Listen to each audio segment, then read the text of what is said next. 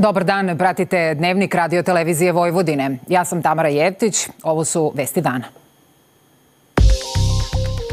Nastavljena borba protiv korupcije, uhapšena bivša gradonačelnica Niša.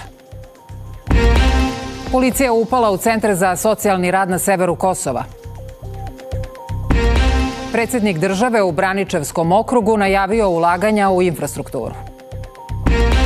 Košarkaši Srbije igraju sa Finskom u kvalifikacijama za evropsko prvenstvo. Sutra pretežno sunčano vreme, temperatura do 7 stepeni.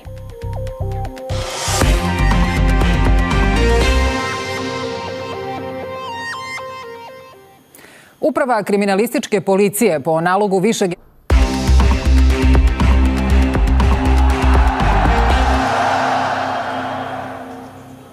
Jovana, pre svega pričamo o košarci i kvalifikacijama za evropsko prvenstvo. Tako je, Tamara, današnji meč možemo gledati rasterećeno.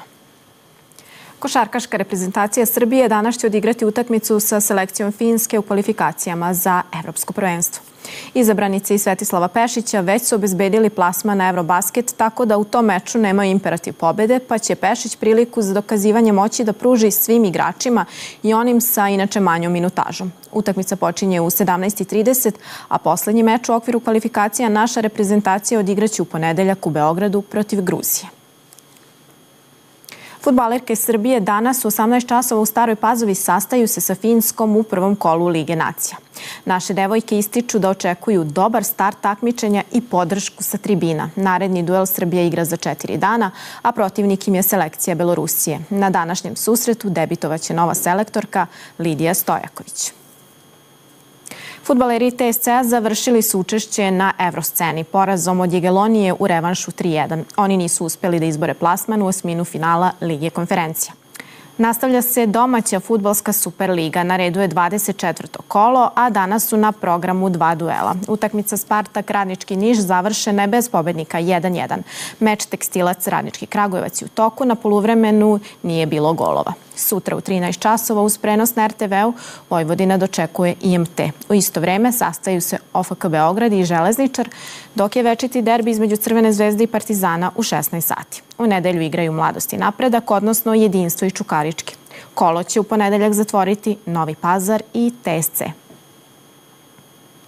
A posle velikog uspeha u šahu, Srbija ima svoje sjajne predstavnike u još jednoj misaonoj igri. U pitanju je bridž. Na Evropskom prvenstvu u Pragu osvojeno je srebro. I toliko o sportu. Hvala Jovana na svim ovim informacijama. Sutra vedro uz slab razvoj oblaka. Dnevna temperatura do 7 stepeni.